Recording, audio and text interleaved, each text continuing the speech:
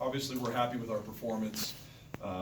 The only probably disappointing part is that we had 20 turnovers, 13 in the second half, and we'll have to address that a little bit. But when you play and shoot the ball as well as we did, you've got to feel good about things. Libby was 7 of 10 from the field and had 18 points and 4 rebounds and 5 assists. Laya had I said to Elias, that's the quietest 20 points, 8 rebounds, and 6 assists that I can remember. I thought Laya played exceptionally well. I thought our players played off of Laya very well with movement without the basketball and staying clear of the lane to give her room to operate, and then for her to be able to kick out and make threes and shoot, and for our other players to shoot threes. I'd be remiss if I didn't compliment Kirsten Elliott for being perfect tonight. Her nickname is the Angel because she's kind of perfect in her life.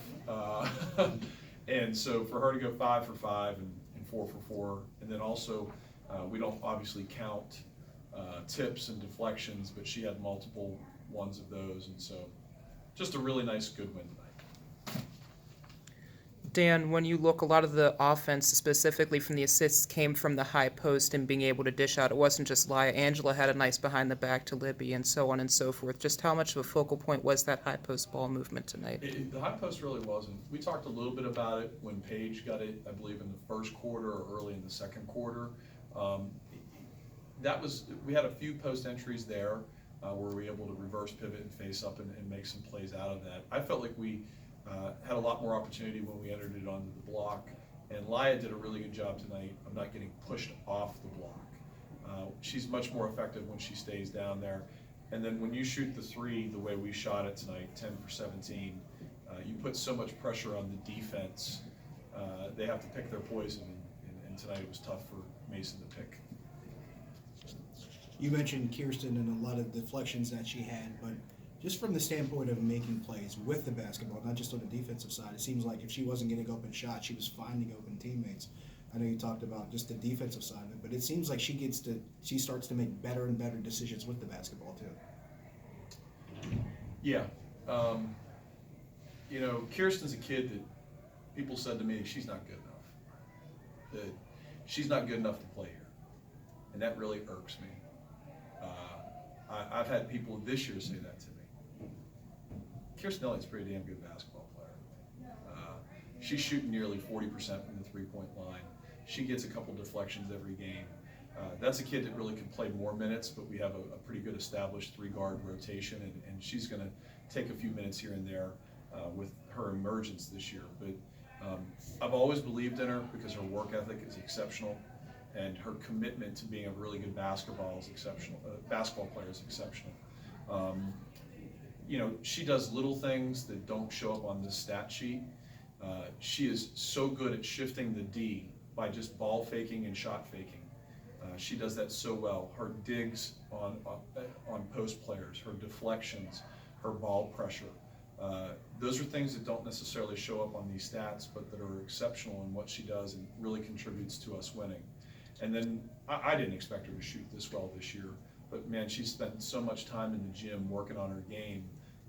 That's the reason why she's a 40% three-point shooter, because she works on her game a lot. And so I'm really happy for the success she's having, because not everybody believed in her. To the effect of doing the little things, 23 assists on 32 buckets. I think there was 11 on the first 11 shots that were made. Just not even just on that stat sheet, the quality of the passing seemed to be really sharp tonight. We were crisp tonight. Yeah, they didn't bump cutters, and so when you're able to enter into the post to Laya, who's such an effective passer, we can really dice people up if you don't bump us. And people didn't bump us on cuts, and we were able to get freedom of movement, and Laya finds people, and she did a really nice job of doing that, especially early, because I think she had 6 of those assists in like the first 12 minutes of the game, and then they had to defend us a little bit differently. Josh and I were talking during the broadcast about Nina Aho. Seems this year to be changing a little bit. I know it seemed like last year she was more apt to make the passes and not take the shots. This year she's taking some shots and making some good shots. We want her to shoot the ball. she hasn't had a year that we had anticipated. We thought that she would be better shooting the ball at a higher percentage, making a little bit better decisions with the ball. That's not from a lack of work. She's one of our 3 to 4 hardest workers, and this is a team that works exceptionally hard on their off time. She's always in the gym working on her shot. I think it's a little bit of a confidence issue, and I think that in the last couple games we've seen her grow in her confidence. She shied away from contact early in the year, and now she's not shying away from contact nearly as much. And she's our best on-ball defender, and she can guard 4s, so we can switch 1 through 4 with her especially. I think the best basketball that Nina Aho is going to play is really in late January and February, and she's going to be vital for us to have success. Her individual success will translate into our team's success.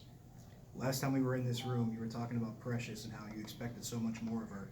She goes to Dayton, puts up a career high, and comes back here. Granted, not as much as far as volume, but it looks like the confidence on her end is starting to grow more and more. It certainly is. She's had 6, and I believe last game was 8 or 9, and then she had double digits in the 2 prior games to that. She's finding success, and she's doing it on limited amount of shots. She can't go 2 for 4 from the free throw line, but she's shooting 50%, and she's doing a lot of good things, changing shots. I think it got a little sloppy down in the post tonight, and she picked up a couple fouls that maybe she won't pick up. But she's a kid that really can defend the rim, and she can score around the basket. What people don't realize is that she can actually shoot the ball from the perimeter, and she's got that green light. And so we're looking forward to kind of unleashing that on some people when they don't guard her above the free throw line, and hopefully that'll come this season. But Precious is going to be the next in line of those really good European post players that we've had over the years. This is obviously a very young team. It's something that's been discussed a lot of times. Did you notice any dip at all in the 4 or 5 losses, and how much, if any, difference was there after the win at Hawk Hill this past weekend? Like I said to them, I believe it was the GW game, I said, did you expect us just to come in and roll the Atlantic 10 and be 14-2 or 15-1? I mean, that's not going to happen with the youth that we have, and then the league is really well balanced. Literally anyone can beat anyone on any given night. Again, I've said that before in a press conference, and that's a coaching cliche, but this is a year where, we could end up in last place, which we're not, or we can end up in first, and we may not. And that's pretty much true of anybody in our league. I don't feel like the effort changed. I think maybe some of our focus did, as players and as coaches. When you look at the GW loss, we played like this for 3 quarters, and in the 4th quarter literally could not make a basket. And we had every opportunity to score. We had wide open shots. We didn't make shots. So why did we not drive it? Why did we not drive it and get to the free throw line? That's probably the biggest thing that we addressed in that little swoon that we had there where we didn't play as well. We weren't getting to the free throw line. During our 10-game win streak, we were getting to the free throw line above 18 times most games. During the times when we had a couple losses, I think we had 1 game where we only had 2 free throws. So how aggressive were we, and how physical were we on the offensive end? And so I think we've addressed that. And again, we're not going to be perfect. We're going to have to address and focus in on some things. Like, we can't have 20 turnovers. We can't go 10 for 17, 10 for 16 from the free throw line. We have to continue to get better there. And again, the league is very difficult this year. So, we're hoping that we can find a way to win at St. Louis and then come back home. Any more questions? A game at St. Joe's, I was kind of clicking on Twitter trying to see the score, and I saw you down going into the 4th quarter. I was like, man, on St. Joe's, it's going to be a rough comeback, but you scored 19. Pretty impressive to kind of springboard you into tonight. Yeah, the St. Joe's game, I can't remember if we were down 11 or 18. 11. We were down 11. The second and the third. Yeah. Second and the third, we were down 11, and then to win by 7 feels really, really good. And I thought that was only the 2nd time we had won there in a row, but I guess it's the 3rd time. And then you have 40 years prior of goose eggs. So we've gotten that monkey off our back, and we feel more confident. I think St. Joe's is a really well-coached team. They did some things that made it very hard for us, and then the ball wasn't going in the basket. I was really proud of our team because we found a way to win when we weren't making buckets. And that's the biggest thing that we'll have to address for the remainder of the year. How, as coaches and as players, can we address when we're not making buckets to find a way to win? Is it entering it into the post, the high post to Laya and cutting off of her and trying to do some different things schematically? Or is it getting to the free throw line, or is it a combination of that and other things? A lot of your coaching your teams has been rewarding in different levels. How has this one maybe been rewarding, maybe understanding and having a little bit more patience with that youth and some mistakes and seeing some good results come your way? I've really enjoyed coaching them. It's easy. I talk a lot. I'll leave it like that. I really enjoy coaching them. Best 4 quarters here at the Kerr Fitness Center this year, you think, in terms of just dominance? I don't know. Maybe, I guess. I'd have to go back and look. I'm not sure. I mean, we don't get to practice here. Yeah. and it's our home away from home. Our kids have really embraced not complaining about anything and really enjoying the season and enjoying one another. They've really been a joy to coach, and I mean every single one of them. It's been a very good year, very good year. Thank you for supporting women's basketball. I appreciate you.